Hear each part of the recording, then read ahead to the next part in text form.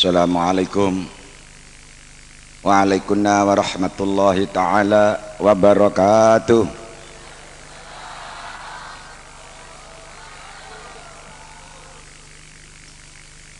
Bismillahirrahmanirrahim. Alhamdulillahilladzi huwal ahad al-wahidus shamad yahdi lirrasyad bi khairi khalqika syafi'ul umami ya rabbana sholli alaihi sallimi wal ali gharriqna fi bakhril wahdati fi kulli khalin daiman masya'ati ya rabbana ya dzal ula ya dzan nawal ya dzal jalali wal jamali wal kamal anta raufun wa rahimun wa ghafur wa ana dhalumun wa jahulun wa kafur wa laisa lana illa azimu afika ya Allah wa ma lana illa azimu fadlika ya Allah faghfir lana ya Rabbana faghfir lana waftah lana wa raddina ya ayyuhal ghausu salamullah alaika rabbini biiznillah wa'ndur ilayya sayyidi binadrah musilatin khadratil aliyah amma ba'd.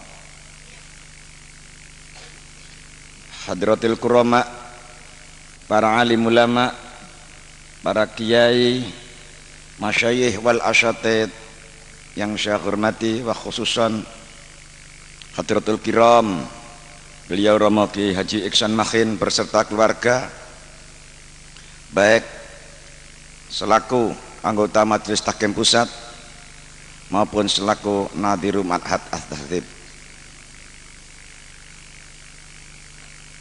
Dewan Pimpinan Penyiar Surat Al-Kitab Pusat berserta Majelis Tahkimnya dan para Dewan Pimpinan Penyiar Surat Al-Kitab daerah tingkat 1 dan tingkat 2 berserta pengurus penyiar surat Al-Kitab tingkat kecamatan dan imam-imam jamaah yang saya muliakan, bapak-bapak penjabat baik sipil maupun non sipil yang berkenan hadir yang saya hormati, para hadirin hadirat minal wahidiyina wal wahidiyat wa minal muslimina muslimat hadakumullah. Dalam kesempatan yang sangat berharga malam ini, pertama-tama kita panjatkan rasa syukur kita kehadirat Allah Subhanahu wa taala dengan ucapan alhamdulillahirabbil alamin, yang mana sampai detik ini kita semuanya masih diperkenankan untuk ikut serta hadir dalam satu majelis mujadah kubra yang terakhir malam ini, yang mana malam yang sangat menentukan dari beberapa gelombang mujadah yang kita lakukan bersama. Untuk itu mudah-mudahan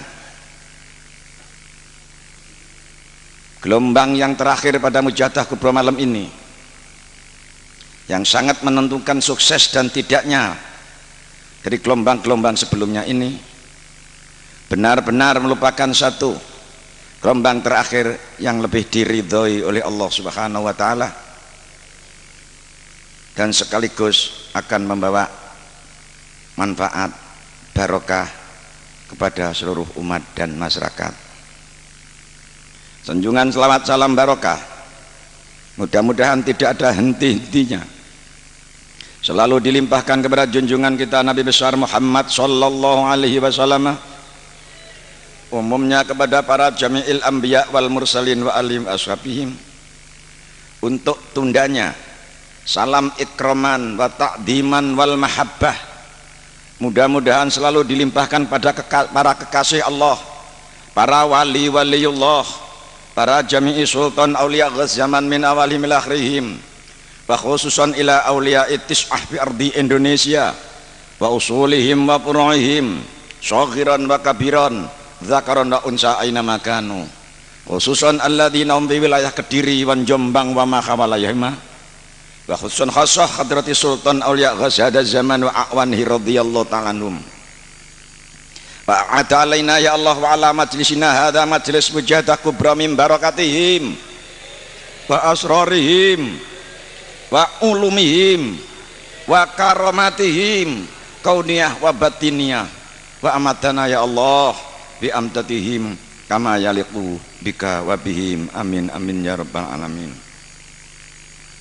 Dengan penuh iringan harapan, mudah-mudahan para beliau-beliau kekasih Allah, para sultan-sultan aulia, wa khususan beliau Rasulullah sallallahu alaihi wasallam berkenan mengulurkan jangkungan dan dukungan secara rohaniah dalam majelis Mujadah Kubro malam ini, yang sehingga benar-benar majelis Mujadah Kubro ini akan mampu memberikan manfaat kepada kita lahir batin, dunia sampai akhirat. Amin ya rabbal alamin. Hadirin hadirat hadzakumullah, kita semuanya menghadap di hadapan Allah wa Rasulihi sallallahu alaihi wasallam semenjak mulai malam Jumat sampai terakhir malam ini semuanya. Di dalam majelis kita menghadap di hadapan Allah, kita sowan di hadapan Allah untuk mengetop kekuatan-kekuatan batiniah kita, untuk memanfaatkan sumber daya spiritual kita masing-masing. Di dalam kita menghadap kepada Allah Subhanahu wa taala yang semata-mata demi umat masyarakat, khususnya bangsa Indonesia, dari awal sampai malam yang terakhir pada malam ini kesemuanya. Ini kita harus sadar bahwa di tengah-tengah kita ini tidak ada tingkatan di dalam hidup, melainkan yang ada adalah hanya hamba Allah yang dhaif.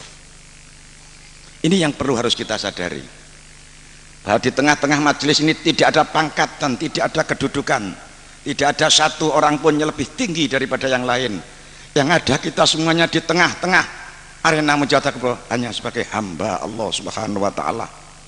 Apapun tingkatan dalam hidup kita, tetap kita ya ayuhan nas antumul fuqara wallahu ghaniyul hamid.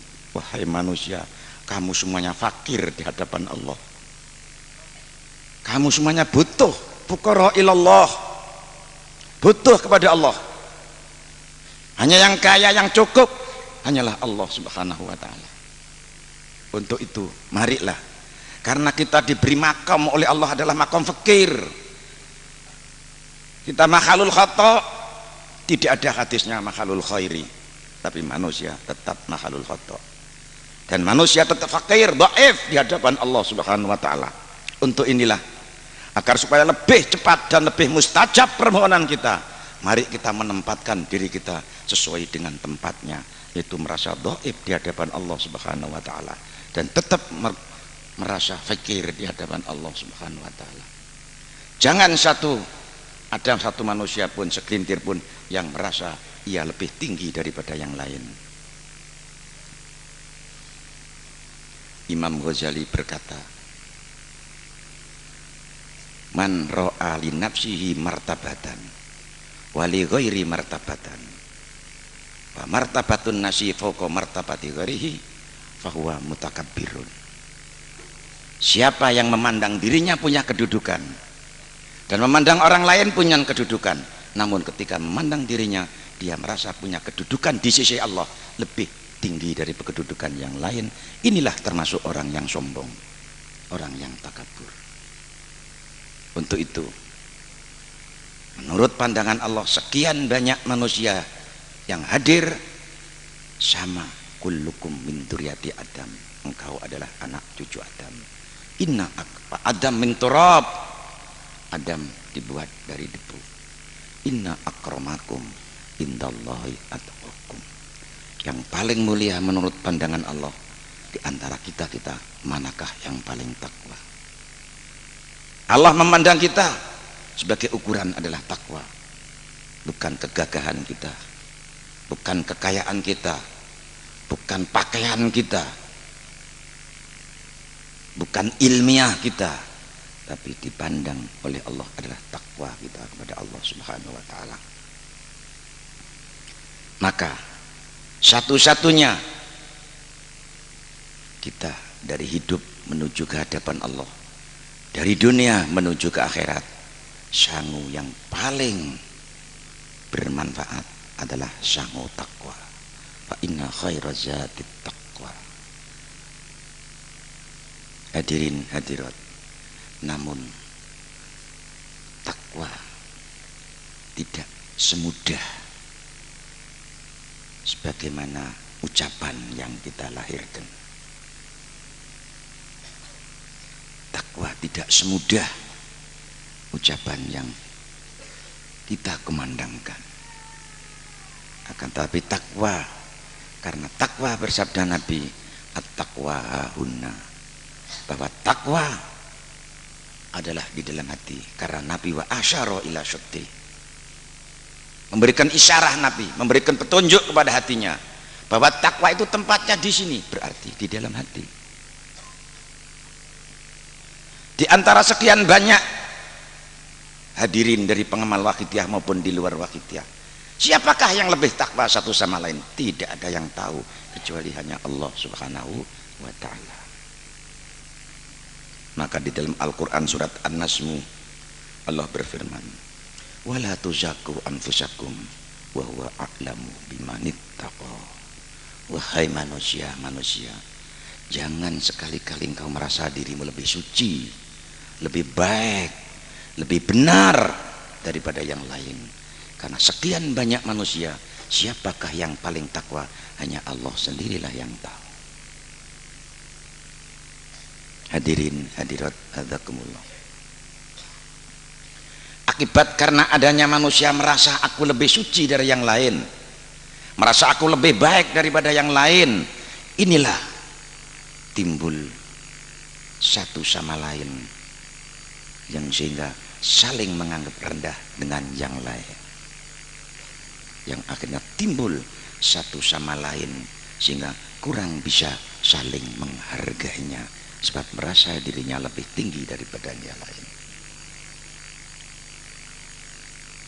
Ya, ini pun juga termasuk takabur. Di dalam perjuangan Waqidiyah termasuk menghapus sifat-sifat yang demikian ini. Dan ini semuanya dari pengaruh hati yang tidak bersih. Maka sehingga takwa tidak akan bisa bertempat di dalam hati kita karena hati kita kurang bersih.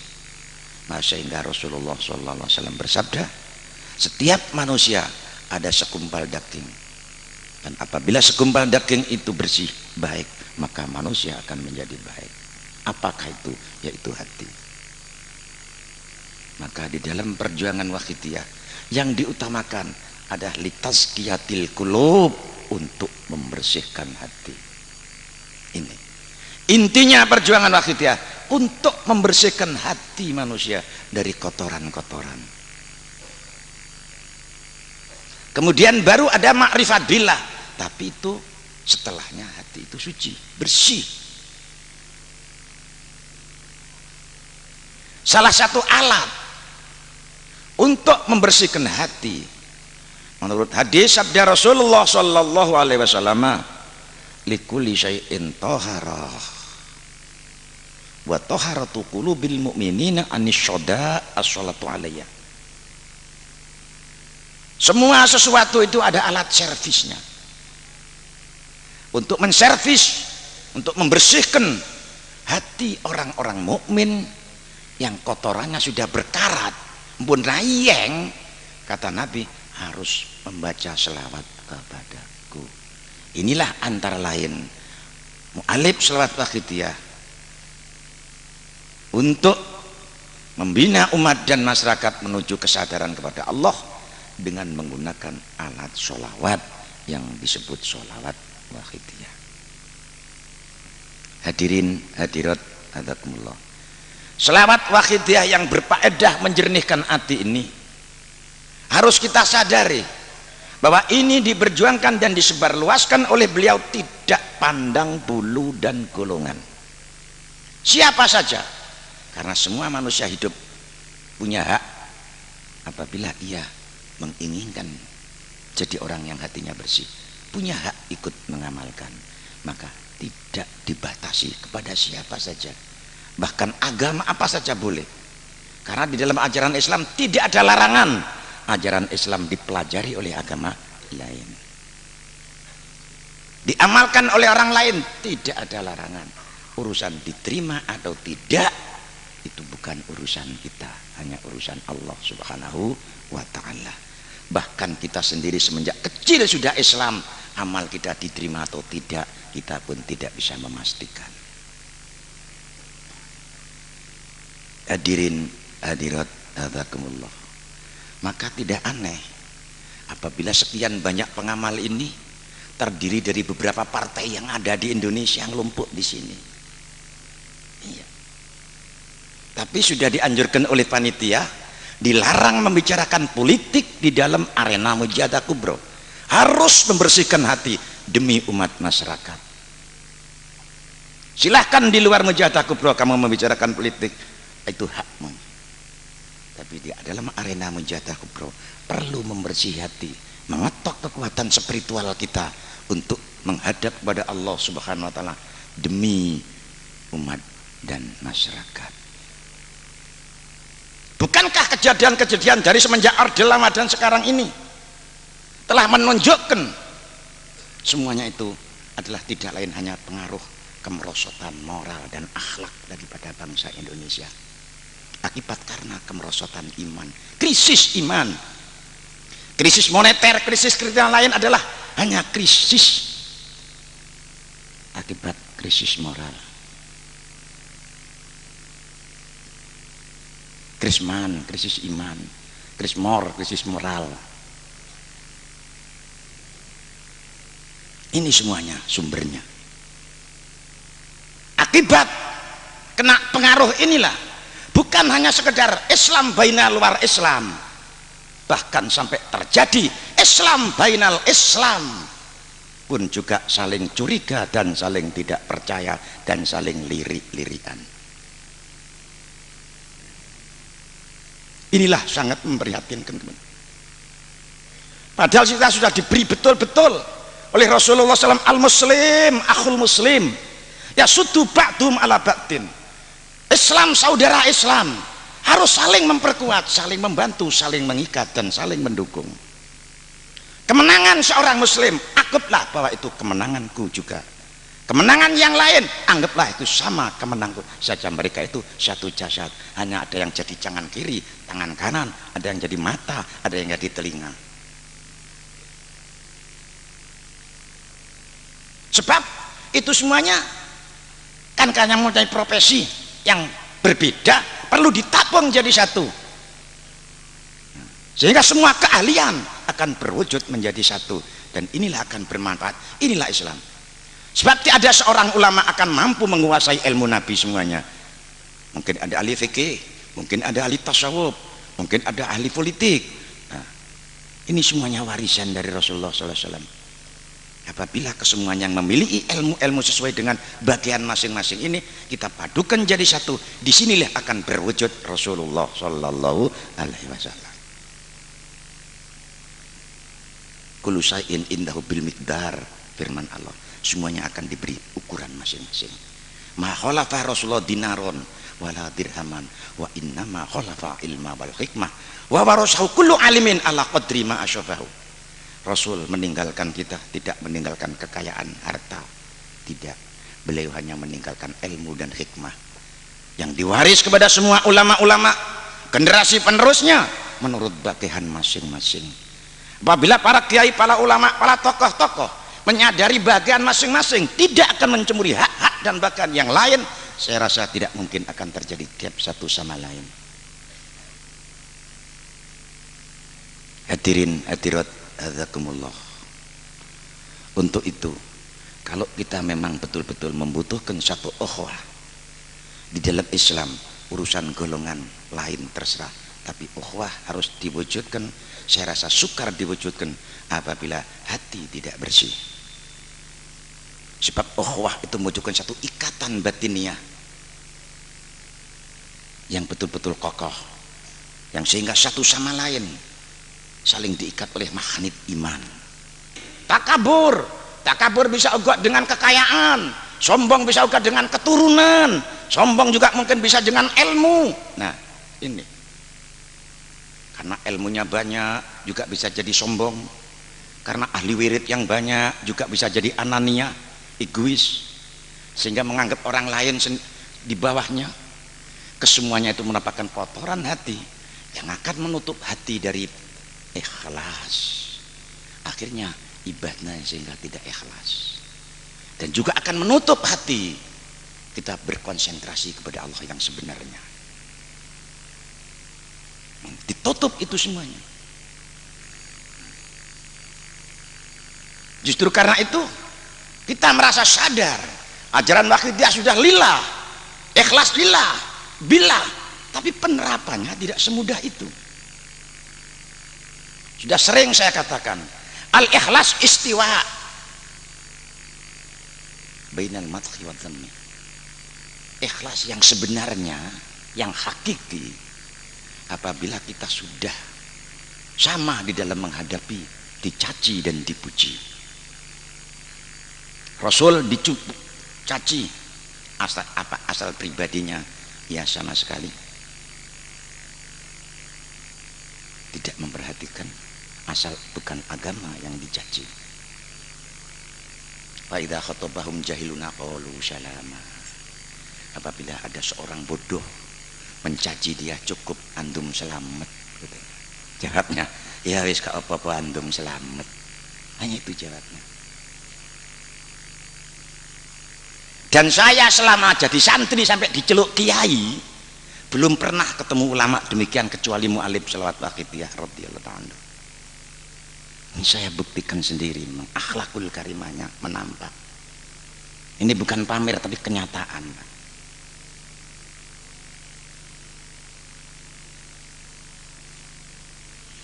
Pernah pada waktu saya hadirkan ke Malang, saya akan mengadakan pengajian di Masjid Jamek Malang. Beliau saya datangkan untuk pada waktu itu menghadapi 17 Agustus, mengirim roh para pahlawan. Akhirnya saya minta izin dengan takmir, banyak yang kawan juga ke Masjid Jamek, diterima. Sudah saya menyampaikan berita ini kepada beliau bahwa nanti mujadahnya ada di Masjid Jamek. Akhirnya di tengah-tengah masih di dalam proses persiapan, salah satu dari takmir masjid ada yang tidak setuju dan menolak. Akhirnya terpaksa oleh kawan-kawan di DPR Kota Madya pada itu tuh, saya diberi saran supaya suruh menempatkan di aula SMA alun-alun Bunder Malang Kota Madya. Akhirnya terpaksa saya menyewa aula SMA. Bagaimana setelah beliau datang ke Malang? Tanya sama saya, katanya mau bertempat di masjid Kiai, mengapa kok tidak jadi? Saya jawab, Romo, oleh takmir Masjid Malang, sebagian takmir menolak untuk bertempat di masjid. Jawabnya bagaimana? Alhamdulillahirabbil alamin, besar ya jasanya takmir, katanya. Nah, coba saya mau menempati masjid ditolak oleh takmir, oleh beliau dijawab alhamdulillah, besar jasanya takmir. Dan bagi umat Islam untuk menampilkan Islam dan kemampuan Islam di dalam membina umat. Ini kesempatan emas bagi umat Islam untuk menampilkan kemampuan Islam membina umat dan kebahagiaan umat di tengah-tengah masyarakat. Untuk itu perlu umat Islam menampilkan akhlakul karimah di tengah-tengah masyarakat. Sebetulnya kesempatan emas. Karena selama ini banyak tuduhan bahwa Islam menghambat pembangunan, Islam membangun dan lain sebagainya. Itu karena sempitnya pandangan di dalam Islam. Nah, inilah perlu tantangan ini dijawab oleh umat Islam dan partai-partai Islam itu. Ini mestinya. Untuk itu Wahidiyah hanya mengajak demi kepentingan li'ila'i kalimatillah, demi kepentingan kesadaran. Secara formal Wahidiyah tidak memihak kepada siapa saja, tapi urusan pengamal silahkan, itu hak mereka masing-masing, tidak ada ikatan.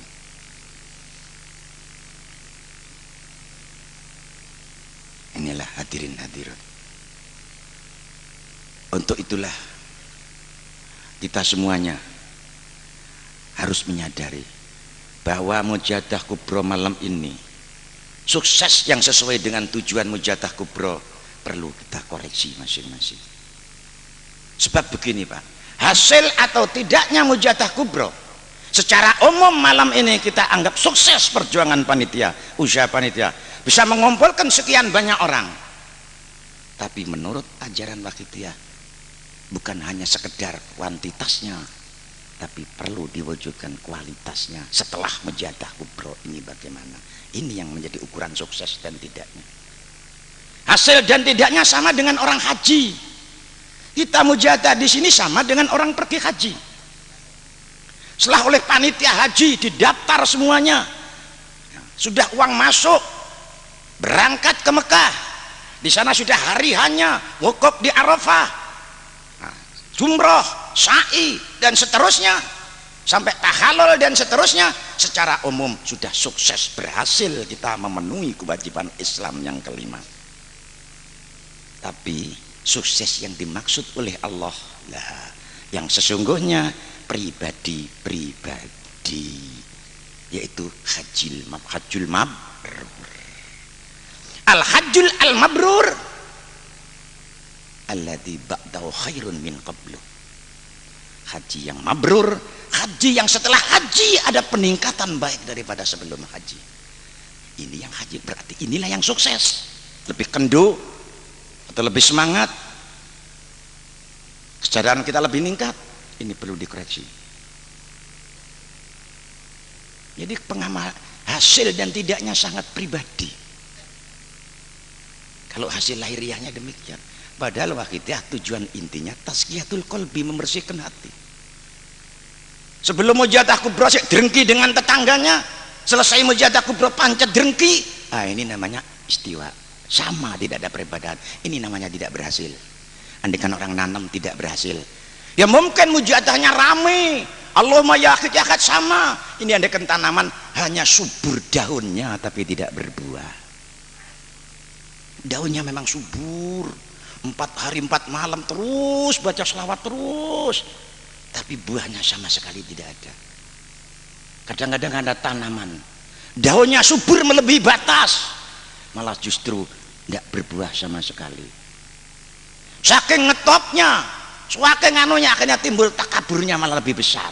Apalagi lek ndonga hasil, masya Allah sombongnya, seakan-akan Tuhan di tangannya, bisa dikemandu.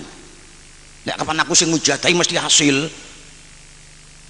Wah, lah ini direken seperti Tuhan sudah di bawah tangan.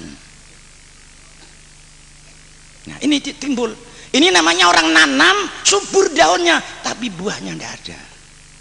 Malah justru lebih merosot. Nah, ini yang kalau kita salah kontrol. Sebetulnya doa itu kita hanya diperintah saja. Seperti kita mau melamar ke perusahaan, ingin jadi pegawai, karena di situ ada syarat-syarat harus jadi pegawai, kita mengajukan lamaran. Diterima dan tidak ada hubungannya dengan kertas lamaran itu terserah daripada direkturnya sana. Begitu juga kita mohon kepada Allah Subhanahu wa Ta'ala, itu hanya diperintah ud'uni, mintalah kamu kepadaku. Allah yang jawab, astajib lakum, nanti saya kasih. Dikasih hari itu atau tidak, itu bukan urusan yang doa, itu urusan Allah sendiri. Dadi pegawai mentiung, dadi pegawai ya mentiungo, hanya lillah, ngeterapno syariat. Fur'iyah itu syariat, usuluddin wite agama tauhidnya satu Allah. Maka Wahidiyah mengistilahkan fakiru ilallah, tauhid hanya lari satu kepada Allah. Kullu Allahu ahad, Allahu somad.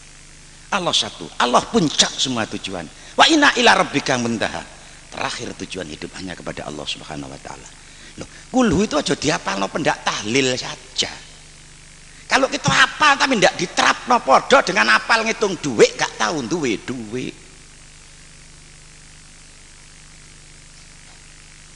Hanya hafal saja. Itu perlu ditanam. Jadikan akidah yang kokoh, yang sehingga jadi iman yang aktif.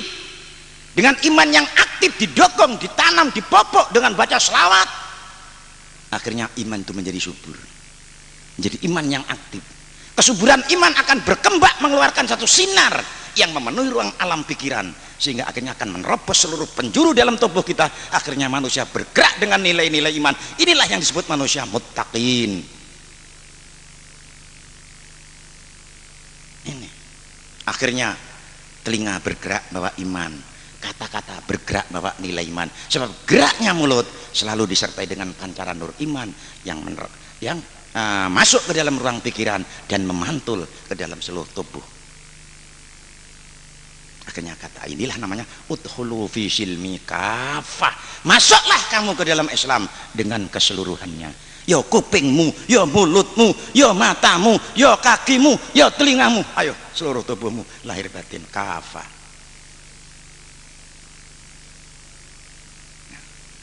Jangan kita berlagak Islam, Islam, kata-katanya sudah tidak islami, seneng mecah belah wong Islam,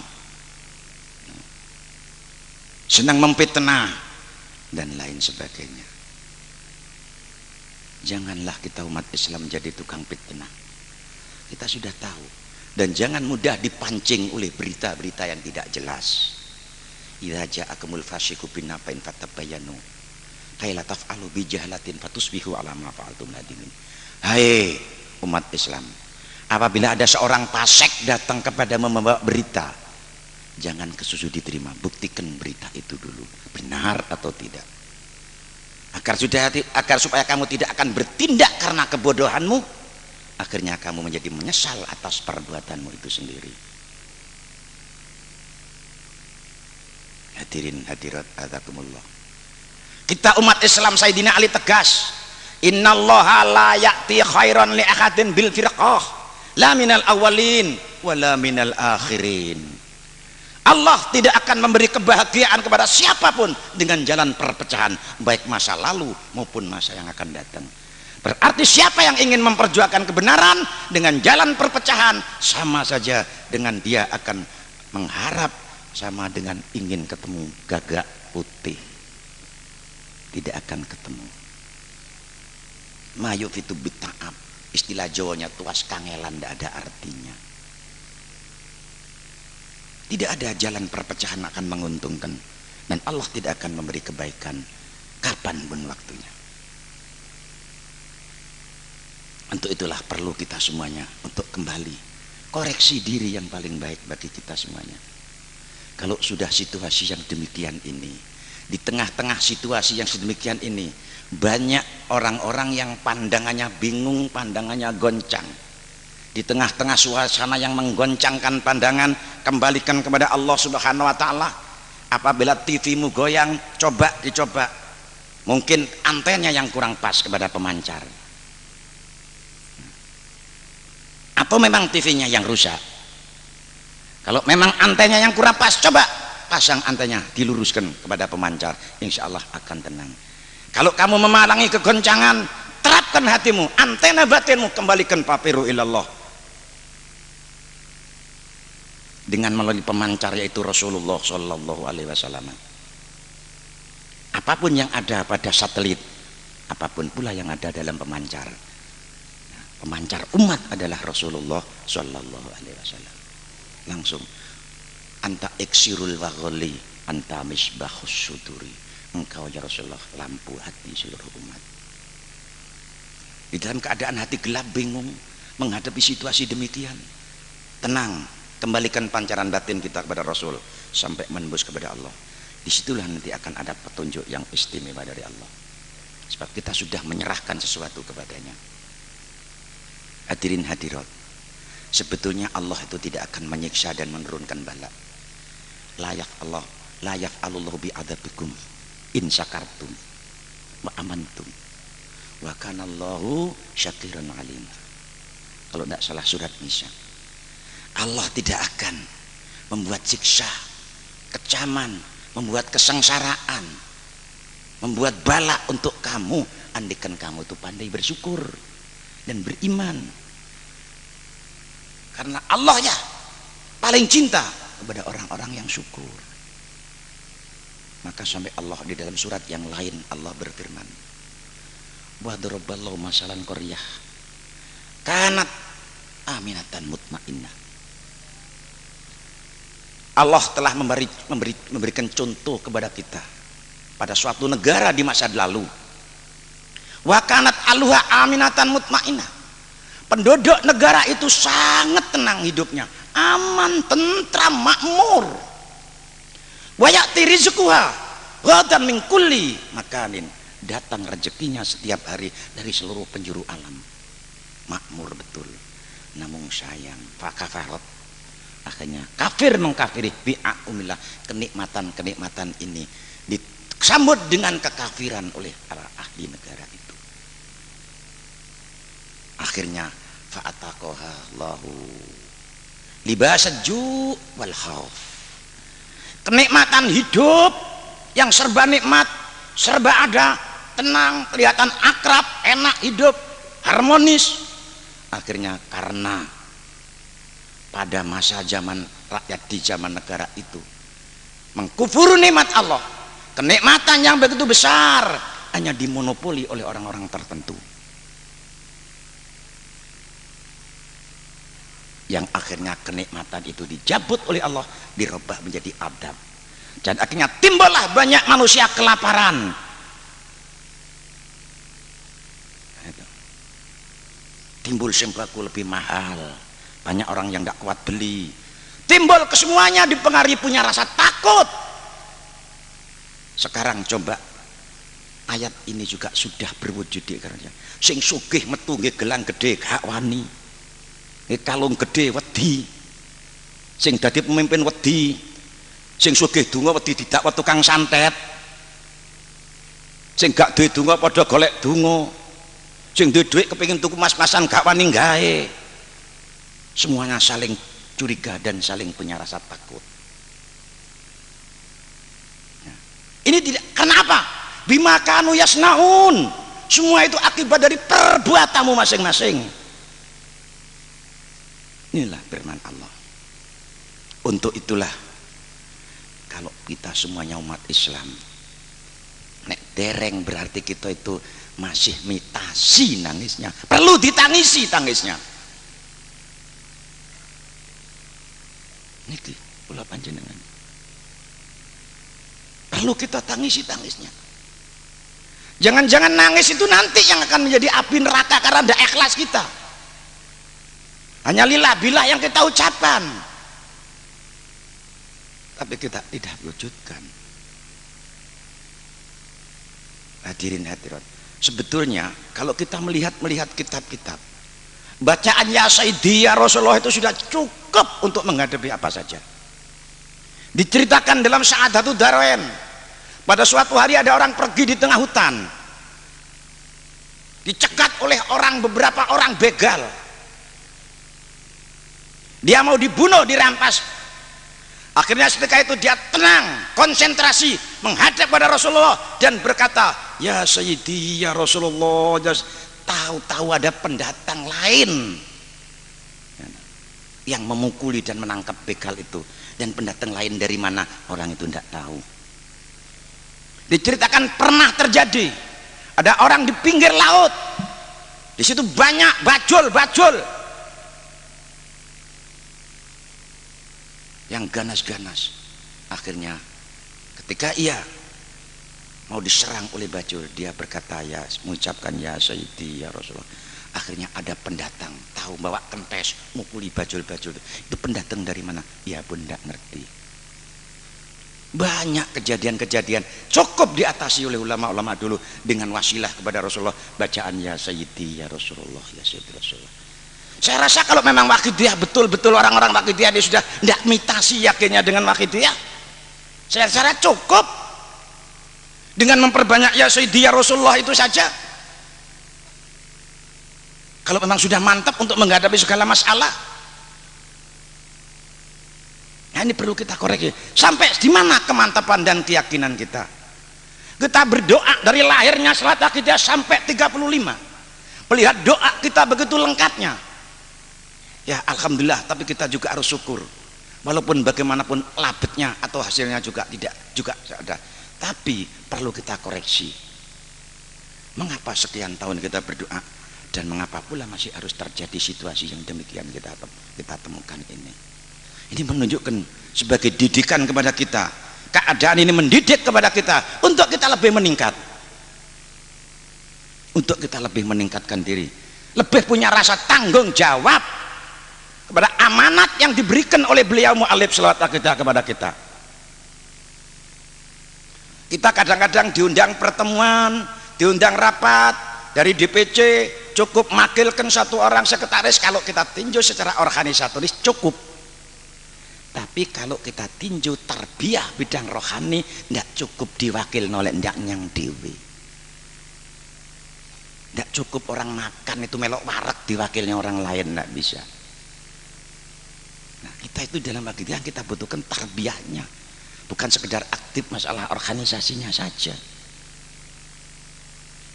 An-nadroh itu al-imdad dari khalur rajul kamil ila khalil ila qalbil murid bi ghairil wasithah. Ini yang kita butuhkan. Niki para bapak-bapak, para ibu-ibu.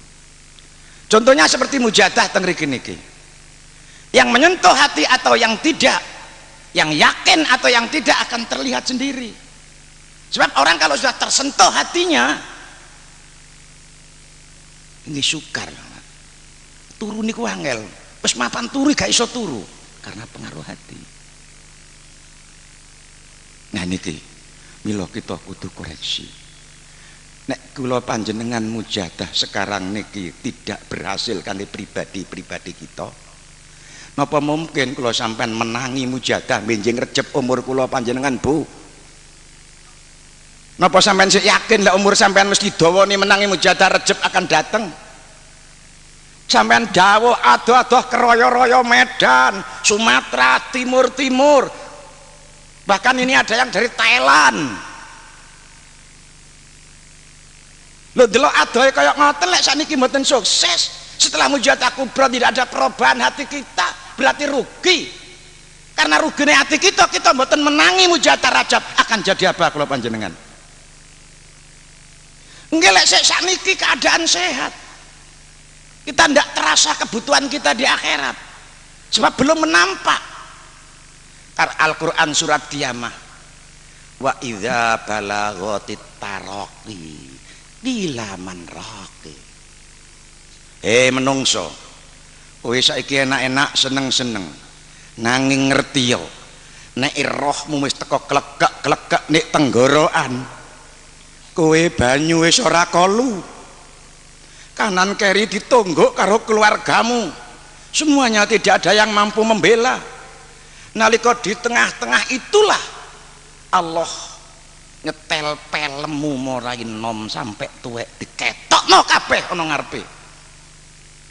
Zaman tahun semene aku ngelakoni ngene, aku ngelakoni ngene, aku nyolong iki, semua pelemnya hidup. Nalika sampean sekarat niku diketokno ana ngarep sampean kabeh.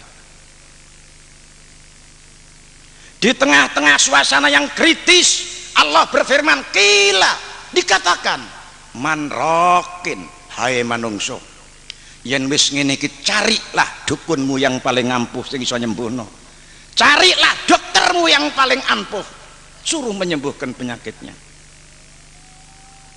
Akhirnya fadonna annahul firaq, disitulah menungso banyu yakin nek dheweke bakal pisah karo anake, bakal bisa karo dunyane, bakal bisa karo jabatane yang selamanya itu dicintainya.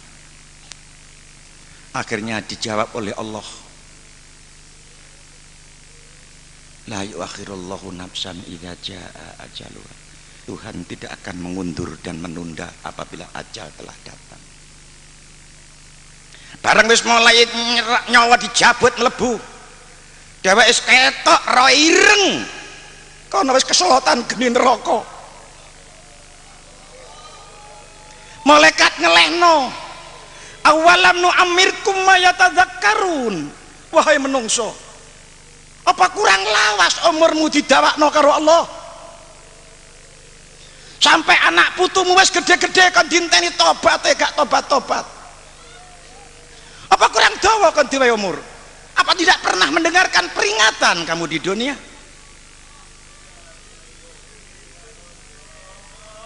Bala sandika dawuh Gusti, walakin kadzdzaba wa tawalla, namung sayang Gusti kula nalika nika dipringetaken mboten kula reken. Lah nikilah para bapak, yang tidak bisa kita tebus. Dunia seisinya tidak cukup kita kangge nebus. Napa malih ninggal anak-anake gak sadar. Ninggal bondo, ninggal dunya gawe maksiat karo anake.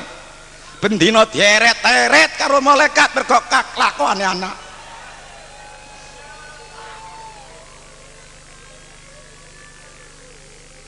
Satu kitab menerangkan, sampean lek wis mati malam Jumat diwai kelonggaran mulih. Dilalah ninggal omah, sampean mulih nemplek nang ngarepe omah sampean ge maksiat be anak sampean. Sampai nemplek kayak wong mesu nang ngarepe lawang, gak direken oleh anaknya. Jangankan dikirim kebaikan, malah justru omahe digawe maksiat. Maka inilah Rasulullah SAW bersabda, ya ayuhan nas la tafdahu ala ammatikum min akbarabikum bisu'i amalikum. Wahai manusia, kowe aja gawe susahe kawele-wele keluargamu sing ana alam kubur mergo eleke kelakuanmu. Fa innam yuruna ala amalikum, dheweke kabeh weruh nang kelakuanmu iku.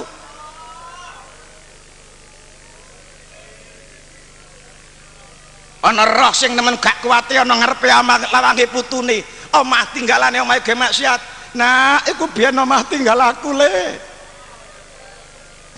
Aku biar golek kangelan.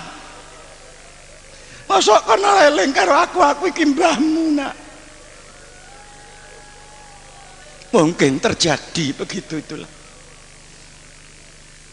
Mula saestu, terutama adik-adik remaja, kanak-kanak, kalau engkau ingin dihormati nanti oleh anak cucumu di masamu nanti, untuk masa sekarang tanamlah kamu harus memperbaiki orang tuamu. Biru abaakum tabirukum abnaakum. Kalau engkau memperbaiki orang tuamu di masa kini, engkau akan diperbaiki oleh anak cucumu di masa depan. Tanamlah sejak sekarang. Jangan sekali-kali ada remaja yang berani dengan orang tua. Rasulullah SAW bersabda, siksa yang Allah tidak sabar menunggu di akhirat, tapi ma'ajalan disiksakan di dunia ini adalah uququl walidain, siksa untuk menyiksa orang yang berani dengan orang tua. Benjeng tangi saka kubur, mengejutkan semua orang kaget. Iku wong apa dikarak karo malaikat karo dieret-eret dikarang-karung. Rantai saka geni, kecek saka geni, pecut saka geni. Bareng kabeh takon tiang napa malaikat niku dosane ngoten niku. Kon ngerti ya iki remaja-remaja waki dia sing wani karo wong tuane. Bathuke ana tulisane hadza uququl walidain. Iki lho contone wong wani wong tuwa nalika ana donya. Maktubun ala jabatihi.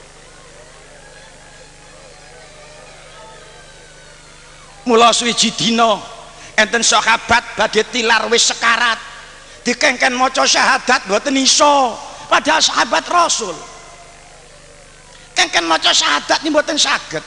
Sayyidina Ali wangsul sawanten Rasulullah SAW, duh Kanjeng Nabi, sahabat pulan pun sekarat kengken maca syahadat kok mboten saged. Kanjeng Nabi langsung nyaut pun jawab, apa sik duwe wong tuwa? Nggih kantun ibune Kanjeng Nabi. Coba kandhanono ibune, nek aku ate sowan mrono. Akhire lajeng Sayyidina Ali dugi dateng ibune.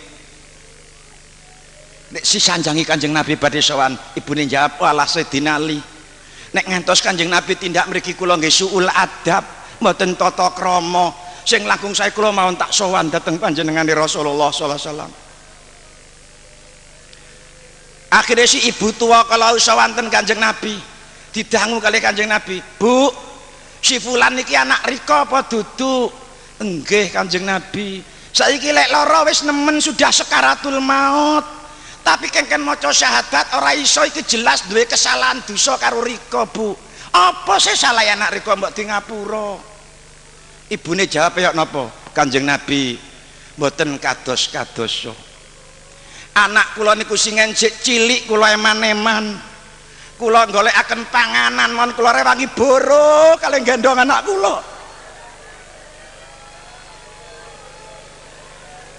Dicokot lamuk mawon kula jaga keamanane. Sareng wis gedhe iso nyambut gawe, sing dimulyakno sing wedok tok. Kula dianggap buruhe. Bendina kengken dadekno tukang momong putu. Bendina didakekno tukang esuk-esuk tukang nyapu. Napa mboten lara Kanjeng Nabi kaya ngoten niku ati kula. Akhirnya Kanjeng Nabi, lek ngono sampean ngapa Pak? Mboten, kersane anak kula dadi intipe neraka.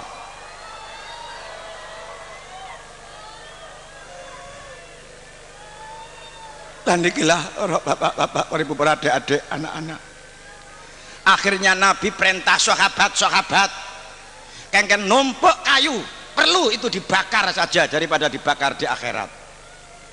Akhirnya roh putrane ajenge diobong, ana pribasan tega larane gak tega patine.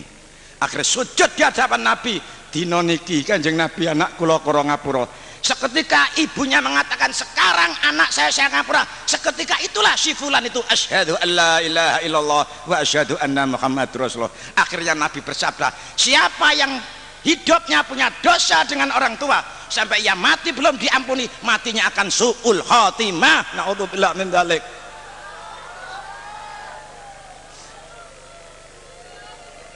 Inilah mila sangka niku monggo terutama mari kita semuanya betul-betul kalau memang orang tua sudah kedahuluan meninggal, mari selalu kita kirim, kita ingat jasa-jasanya. Kita adalah jadi manusia yang begini tidak lepas dari jasa para beliau-beliau itu. Untuk itu marilah kita semuanya tobat. Malam ini mari tobat bersama-sama. Satu gelintir manusia pun jangan ada yang merasa dirinya baik. Al-Fatihah. Sing kuwateke kaya asu ya bakal tangi saka kubur rupa asu. Sebab walakot karomna bani Adam, Allah berfirman tetap tak mulyakno menungso selama masih berbentuk anak cucu Adam, manusia berbentuk manusia. Dalam surat Yasin tegas, walau nasya'u lamasyahna ala ma kanatim al ayah. Bila perlu tak usap raimu, tak ganti rai kewan, tak cocokno karo kelakuanmu. Mula benjing niku kala wingi dalam acara remaja, kuliah remaja kan pun diterangaken besok iku bakal akeh wong diuber-uber wong tapi gak ngerti, gak kenal sapa sing uber-uber, gak ngerti lewat sing uber-uber iku kate nuntut, klibat-klibat kate nuntut, takoni pangling bareng ngono suarane muni, lah kon iki sapa? Mosok Riko iku lali Bu, aku ki anak Riko biyen, aku rak sing kok pondokno biyen.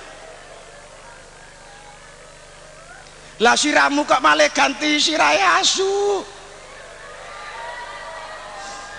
Ya iki dosaku biyen Bu. Mungkin akan terjadi. Malah enten kitab jenenge Asratus Sa'ah, termasuk wonten kitab Qurtubi niku benjing lek kiamat niku pun cedhak.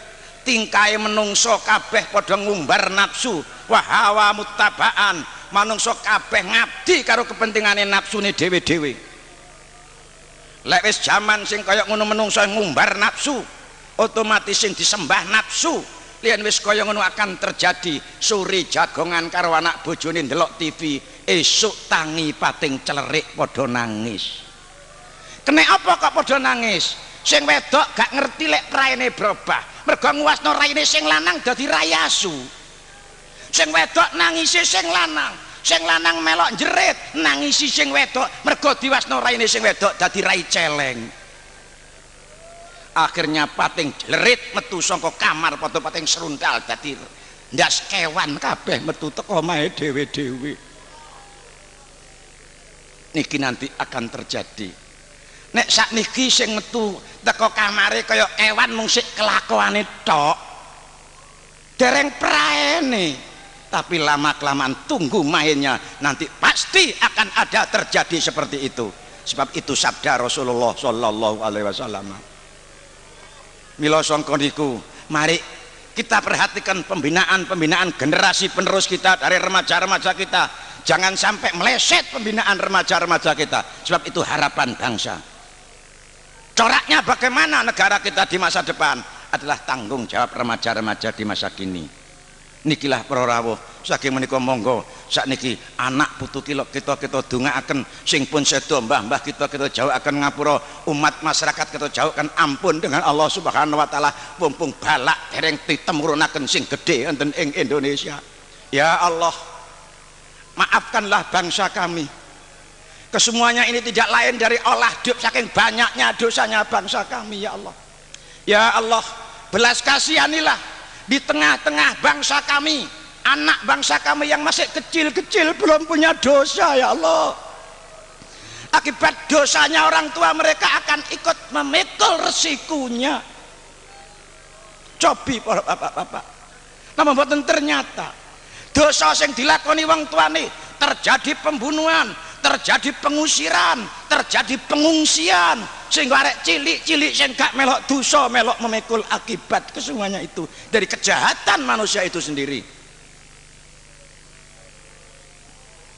Niki mila justru niki eman anak-anak cilik kula panjenengan sedaya urung melok duwe dosa kudu melok susah, melok prihatin, melok terlantar, gak melok apa-apa, kabeh mboten ngerti lek akite menerima akibat dosane lan kesalahane wong tuane dhewe-dhewe.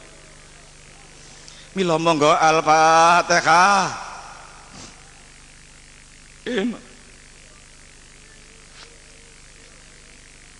Ya alladzina an'amta 'alaihim. Al-Fatihah. Bismillahirrahmanirrahim. Alaihim ghairil maghdubi 'alaihim. Monggo Ibu. Binjing niku enten ora maksar ditengeraken. Wa yahmiluna auzarahum ala dhuhurihim. Nalika menungso dipanggil Allah niku kabeh kaya wong boyongan. Apa sing ditenggolok miyek-miyek iku kabeh padha nenggolok nggawa dosane dhewe-dhewe. Dipanggil Allah mikul dosane dhewe-dhewe.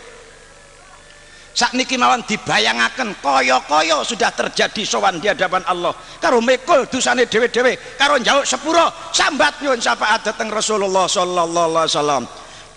Al-Fatihah. Alhamdulillah. Mustaqim.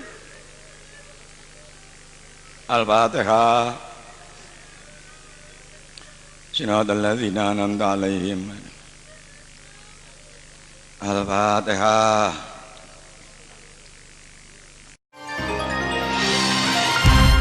A difference you can hear, a difference you can feel.